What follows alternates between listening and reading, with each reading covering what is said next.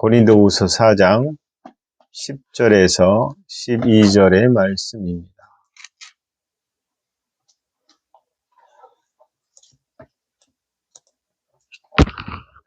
고린도후서 4장 10절에서 12절에 있는 말씀입니다.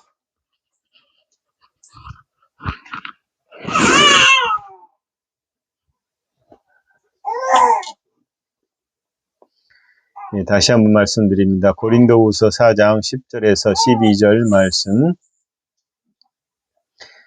제가 읽어드리겠습니다. 우리가 항상 예수의 죽음을 몸에 짊어짐은 예수의 생명이 또한 우리 몸에 나타나게 하려 함이라. 우리가 살아있는 자가 항상 예수를 위하여 죽음에 넘겨짐은 예수의 생명이 또한 우리 죽을 육체에 나타내게 하려 함이라. 그런즉 사망은 우리 안에서 역사하고 생명은 너희 안에서 역사하느니라. 아멘. 오늘은 사망을 삼킨 생명이라는 주제로 하나님 말씀을 전합니다. 여러분, 히브리서 2장 14절에 보면 자녀들은 혈과 육에 속하였음에 그도 또한 같은 모양으로 혈과 육을 함께 지니심은 죽음을 통하여 죽음의 세력을 잡은 자 곧 마귀를 멸하시며 또 죽기를 무서워함으로 한평생 매어 종노릇하는 모든 자들을 놓아주려 하심이니 라고 되어 있습니다. 예수님께서 우리처럼 혈과 육신이 되어서 죽으셨다. 그래서 죽음을 통해서 죽음의 세력을 사로잡았고 그 다음에 사로잡았을 뿐만 아니라 죽기를 무서워해서 평생 이 마귀에게 종노릇하는 죄의 종노릇하는 모든 자를 놓아주려 하심이니 라고 되어 있습니다. 잘 보십시오. 예수님께서 죽음을 통해서 모든 사람들이 죽기를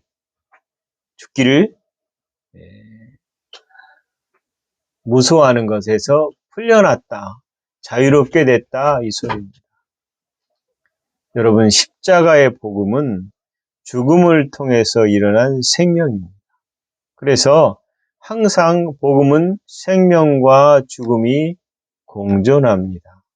오늘 말씀을 잘 듣는 아이가 있어서 기분이 좋습니다. 사람들은 자신이 죽을 것이라는 사실을 알면서도 죽지 않을 것처럼 삽니다. 내일 죽을지라도 오늘 난 내일 죽지 않을 거야 라고 생각하는 사람들이 있습니다. 물론 너무 고통스러워서 죽음을 기다리고 빨리 죽기를 바라는 사람들이 있습니다. 그러나 이 죽기를 무서함으로 한평생 죽음의 세력에 잡은 마귀에게 종노릇한다는 사실입니다. 여러분, 우리가 비록 거듭났을지라도 마귀는 우리의 마음을 사로잡으려고 합니다. 사로잡아서 자기가 원하는 대로 우리의 마음을 움직이고 좌지우지하려고 한다는 것입니다.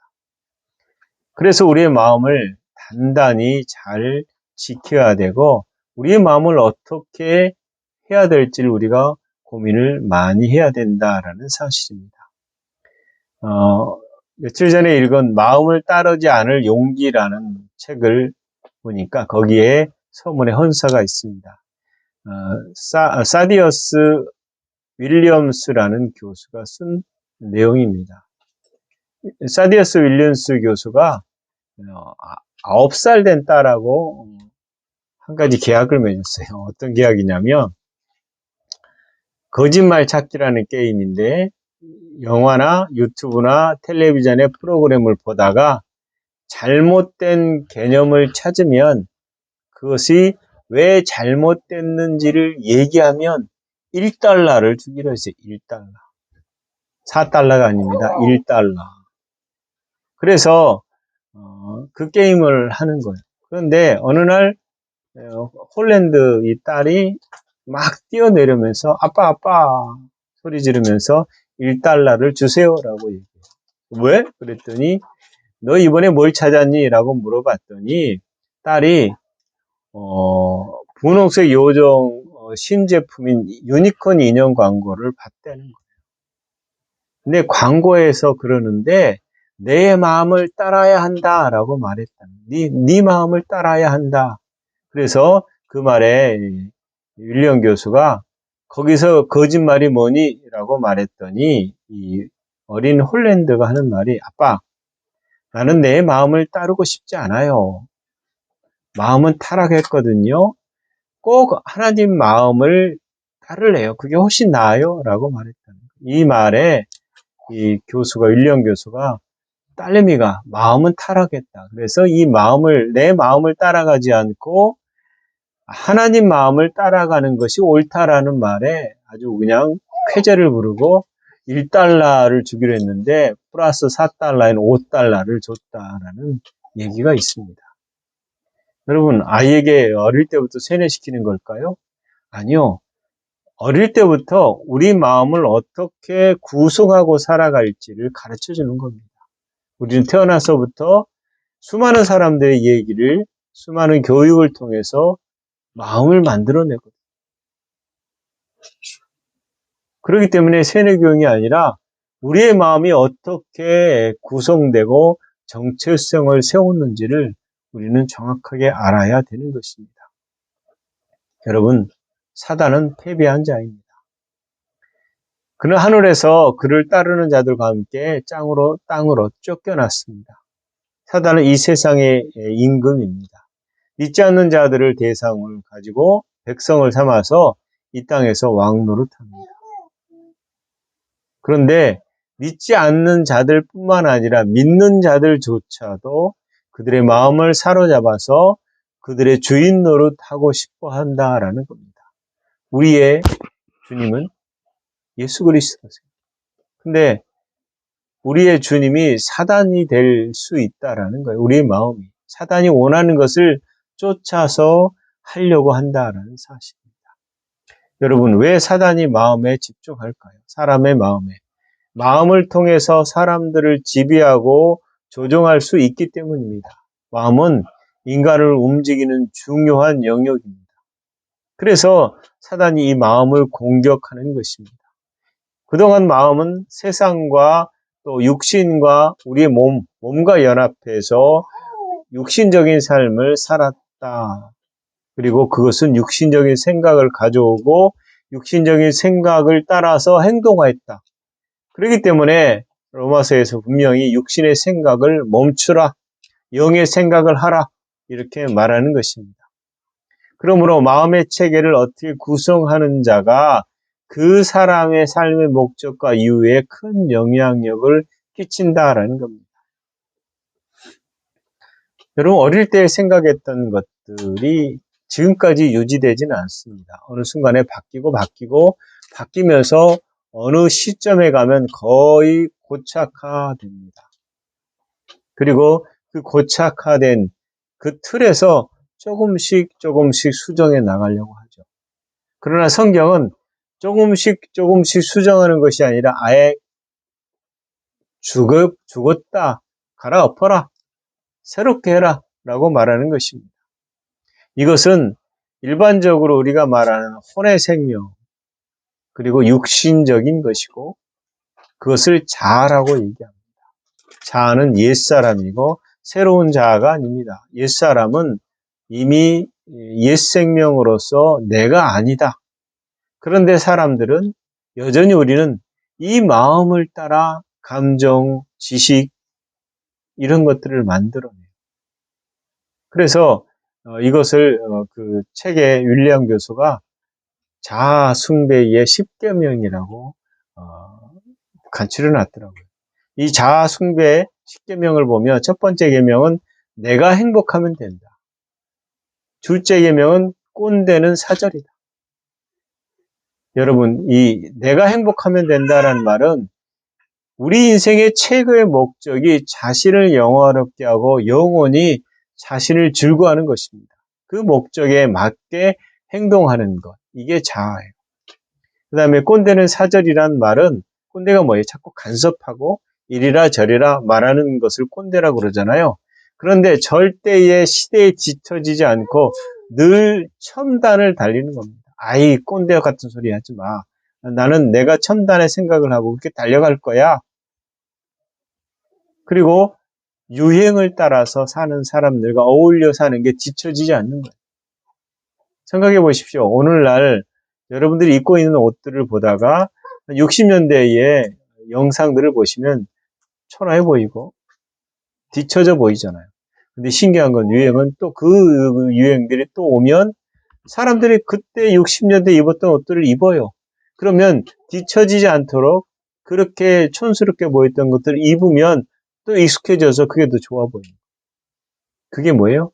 꼰대를 거절하는. 그 다음에 내 마음을 따르는 겁니다. 무슨 수를 써더라도 당신의 내 감정에 복종하라는 계명입니다. 네 번째 계명이 나에게 충실할 뿐이다라는 거예요. 용기를 내서 다른 사람의 기대를 저버리고 나를 위해서 살아라. 그 다음에 다섯 번째 계명이 내 인생은 내 것이다. 맞는 말이죠. 그러나 내 인생은 십자가에서 죽었습니다.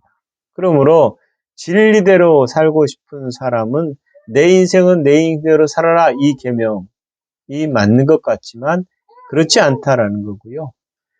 여섯 번째 계명의 인생은 한 번뿐이다. 맞는 얘기죠. 누구나 한 번밖에 없는 인생이죠. 그런데 누구나 한 번밖에 없는 이 인생을 온전히 즐기면서 자신을 위해 살라라고 말하는 게 자아숭배라는 겁니다. 그 다음에 답은 내면에 있다. 기독교도 답은 내면을 살피라고 얘기하죠. 그러나 이 내면은 자신을 높이고 더 숭앙해서 나는 이 세상에서 가장 의로운 자처럼 살라. 이 의로움이 뭐냐면 자신을 기반으로 한 의로움입니다. 그 다음에 진정성에 대한 자아숭배입니다. 이 진정성은 스스로 정체성을 만들고 광고하라는 거예요. 정체성을 내가 만들어내는 거죠. 여러분, 정체성을 내가 만들어냅니까? 아버지로부터 불려지는 것, 아버지가 나를 뭐라고 말하는 것이 나의 정체성이라는 게 기독교인데 자아숭배는 내가 스스로 정체성을 만들어내는 것입니다. 그리고 아홉 번째 계명이 내 꿈은 이루어진다. 여러분, 우주의 갈망에 내 갈망을 끼워 맞추는 겁니다. 이게 뉴에이지로 가는 거죠. 그리고 모든 생활 방식에서 사랑은 사랑이다. 사랑 방식을 똑같이 정당한 것으로. 이 사랑이 그렇게 동성애도 가능한 거예요. 이 포리의 원리문가요? 집단적인 성관계. 이런 것들이 사랑은 사랑이다. 즐겨라. 모든 것을 인정해라. 이렇게 말하는 거죠. 그러나 하나님이 정하시는 법이 있습니다. 여러분 이 10가지 자아숭배를 잘 보면 그럴듯하지만 결국은 내가 중심이 된 삶을 살게 되는 것입니다. 이 중심이 뭐냐면 우리 마음 가운데 심겨진 내 스스로 만들어낸 나의 정체성들이죠. 즉 하나님으로부터 온 것이 아니다라는 겁니다. 미국의 조사에 따르면 미국인의 84%가 삶의 최고의 목표는 삶을 최대한 즐기는 것이다. 한국 사람들은 점점 이 즐기는 쪽으로 가긴 거지만 미국 사람들보다는 덜합니다. 여유가 덜하죠. 그 다음에 86%가 만족을 얻으려면 내가 가장 갈망하는 것을 추구해야 된다라고 말합니다. 그리고 91%가 자아를 발견하는 최소의 방법은 내면을 들여다보는 것이다 라고 말합니다. 여러분 내면이 뭐죠? 아까 말한 대로 나의 내면을 살필 때에 마음으로부터 가득 찬 것이 나다. 이게 이제 심리치료 혹은 정신분석에서 나를 발견하는 것이죠. 나의 자아, 내가 옛날부터 왜 이런 패턴과 이런 행동을 했는가를 발견하는 건데 성경에서 말하는 진리는 이렇게 패턴화되고 행동화되고 습관화되고 말하게 되고 하는 동기들과 모든 것들을 십자가에서 못 박아버렸다. 이게 옛사람이다라는 겁니다. 그러므로 나의 패턴을 이해하는 건 중요하지만 더 중요한 것은 이렇게 살고 있는 나는 십자가에서 끝장나게 죽었다라는 겁니다. 새로운 나. 그래서 하나님은 우리에게 마음을 새롭게 하라라고 얘기합니다. 마음이 원하는 대로, 마음이 가는 대로 하는 것이 사회적 추세고, 그리고 그리스도인들도 이에 동의한다면 아주 심각한 문제가 생깁니다. 십자가의 복음과 반대되기 때문이죠. 마음이 원하는 것이 왜 문제가 될까요? 문제가 되지 않는다면 하나님은 마음을 새롭게 하라고 하지 않았을 것입니다. 여전히 우리의 마음은 새롭게 되지 않았습니다. 새롭게 우리의 마음을 바꾸려면 우리는 말씀을 인정할 수밖에 없습니다. 인정해야 된다는 거죠. 우리의 마음은 부패되어 있고 하나님의 뜻과 멀어져 있습니다. 그리고 이미 우리의 마음은 십자가에서 죽었습니다. 기독교는 하나님의 생명으로 존재하는 진리의 공동체입니다. 일반적으로 세상 사람들은 기독교를 하나의 종교의 카테고리에 집어넣습니다. 그러나 우리는 살아있는 존재들입니다. 하나님도 살아있고 우리도 살아있습니다. 이 세상은 죽었고 죽어있는 종교입니다. 전혀 다른 것이죠. 그러나 이 세상 사람들이 기독교를 종교로 놓고 불교나 이슬람이나 같은 위치로 두려고 합니다. 그러나 전혀 아닙니다. 우리는 살아있고 하나님의 생명을 소유한 자들입니다. 여러분, 이 생명은 영원하고 비교할 수 없고 전혀 차원이 다르다라는 측면에서 우리는 하나님의 생명을 소유했고 죽음을 삼키고도 남습니다. 보통 여러분 무덤에 가면 존재하는 게 시체입니다. 화장을 해도 화장에 뼈 가루가 남아 있죠. 그러나 하나님의 생명인 이 조에는 죽음 가운데 항상 생명이 이 죽음보다 더 큽니다. 이 말이 뭐냐면 우리는 죽음에 머물러 있는 것이 아니라 죽음으로써 생명이 드러난다라는 겁니다. 이 진리를 사단은 끊임없이 감추려고 우리 육신인 혼을 따라서 비오스의 생명, 이 세상에 분주하고 열심인 삶을 살도록 부추깁니다. 그리고 이것이 전부인 것처럼 생각하지요. 여러분, 이 자아 숭배의 십계명을 따라 살면 반드시 우리는 멸망으로 갈 수밖에 없습니다. 십자가의 죽음은 인류에게 새로운 전환점을 제시한다는 것을 분명히 알아야 됩니다. 우리가 죽음하면 죽음 뒤에는 시체가 있죠. 그러나 일반적인 죽음은 냄새나는 시체가 있다면 그리스도의 죽음은 이런 썩음과 고약한 냄새가 없습니다. 이것이 십자가 죽음의 비밀입니다. 죽는다 하더라도 여러분 죽을 때 내가 애를 써서 죽으려고 하는 그런 삶이 아니다라는 겁니다. 원수를 사랑하라라고 말할 때 우리는 원수를 사랑하기가 너무나 힘듭니다. 이유가 뭐죠? 내가 하려고 하면 원수를 사랑할 수 없습니다. 미운데 어떻게 사랑해요? 그래서 억지로 하려고 하면 이 억지가 부작용이 일어난다는 거예요. 결국은 내가 하려고 하니까. 근데 나는 죽었다. 말씀이 그런 것을 인정하는 그런 삶으로 가야 되는 것입니다. 예수님께서는 회칠한 무덤이라고 얘기했습니다. 회칠이 뭐죠? 횟가루로 무덤을 이렇게 칠했는데 그 이유는 뭐냐면 시체 냄새가 썼거든요. 냄새가 나니까 그거를 이렇게 포장해서 냄새가 나지 않도록 하는 역할을 했다고 말합니다. 그래서 회칠한 무덤 안에는 시체가 반드시 들어 있습니다. 그러나 은혜는 예수님 무덤에 시체가 없는 것처럼 우리에겐 시체가 없습니다. 오직 생명만이 있습니다. 이미 죽었음을 얘기하는 것입니다. 십자가에서 예수님과 함께 죽었고 함께 장사됐고 함께 고통받았고 함께 살아나서 함께 하늘에 안친 바 되었습니다. 그러므로 우리 중심은 예수 그리스도의 중심이고 나는 죽었다. 이것이 냄새를 제거하고 오직 하나님의 생명으로 살아나는 우리의 삶의 전부가 되어야 된다라는 겁니다. 왜 생명이 중요하느냐? 예수님이 분명히 말씀하시기를 양으로 생명을 얻고 더 풍성히 얻기를 원하셨다라고 말할 때 우리의 삶에 하나님의 생명이 풍성하고 우리 육신 가운데 하나님의 생명이 풍성하지 않으면 우리의 삶은 여전히 옛 생명을 따라서 살 수밖에 없는 그 성향으로 갈 수밖에 없다는 거예요. 하나님의 생명이 우리 가운데 풍성해지면 전체 삶이 달라질 것입니다. 우리는 죄로부터, 온통함으로부터, 억울함으로부터, 모든 저주로부터 죽었습니다. 살아있다라는 것이 얼마나 중요한지 아십니까?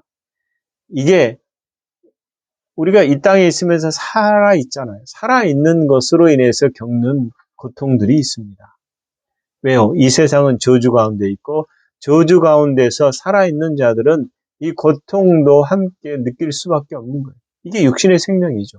그런데 여러분 죽으면 끝장나는 게 아니잖아요. 여전히 영은 살아있고 이 영이 살아있는 영이 하나님 나라의 생명으로 가는 자는 그 나라에 저주가 없으니까 고통과 슬픔과 억울함과 이런 게 없잖아요. 그러나 저주 가운데 지옥으로 가는 자들은 살아있기 때문에 지옥의 고통을 맛보게 된다라는 겁니다. 얼마나 끔찍해요. 암에 걸린 사람들이 왜 죽기를 바라겠어요. 너무 고통스럽거든요. 살아있어서 암이 자기 삶에 몸을 지배하니까 고통스러운 거예요. 그래서 육신이 빨리 죽으면 육신의 고통을 벗어나기 때문에 해방될 거라고 생각하는 거죠. 그러나 그 고통은 끝장나지 않습니다. 육신의 고통이 끝날지라도 영의 고통이 있는 것입니다. 왜요? 지옥으로 가기 때문에. 그래서 더 끔찍한 고통이 기다리고 있다는 사실을 모른다는 겁니다. 그래서 하나님은 죽기 전에 얼른 내 아들을 믿고 영원한 생명을 따라서 영원한 아버지의 나라에 있기를 원하시는 겁니다. 이 아버지의 멋진 그리고 사랑스럽고 긍휼스러운 이 사랑의 계획을 많은 사람들이 거절하는 이유가 뭐겠습니까? 자기 생각으로 가득 차 있어요. 사단이 만들어준, 스스로 만들어낸 이 마음의 생각들. 그래서 이 마음의 생각들을 죽여버렸는데도 여전히 우리가 그 마음을 가지고 살면 그 마음을 따라서 이 세상에 반응하고 우울하고 억울하고 이런 거거든요. 이런 삶을 저도 살고 싶지 않아서 노력을 하고 훈련을 하지만 훈련한다는 말이 말씀을 그거 내 마음에 집어넣지만 이거 가끔씩 살아나가지고 욱하고 싸움이 일어나고 또 이 정죄가 일어나고 비판이 일어나고 이러거든요. 아, 내가 하나님 마음으로 살아야 되는데 이게 안 되는 이유가 뭐냐라고 말할 때 옛 생명을 따라서 가려고 하기 때문입니다. 여러분 성령님은 그리스도의 영이십니다. 그래서 우리를 이 생명으로 인도하고 살아나도록 하신다라는 겁니다. 항상 우리와 함께 하시고 우리 삶 가운데 이거를 인도하시고 우리를 보이지 않는 것에 주목하도록 깨닫게 하십니다. 예수님은 우리가 비오스의 삶을 살지 않도록 하기를 원하셨어요. 영의 삶, 하나님의 생명의 삶을 살도록 우리를 이끄셨다라는 겁니다. 참으로 산다는 것이 무엇이고 죽음 이후에 무엇이 있는지에 대해서 아는 것은 우리를 정말 자유롭게 합니다. 생각해 보십시오.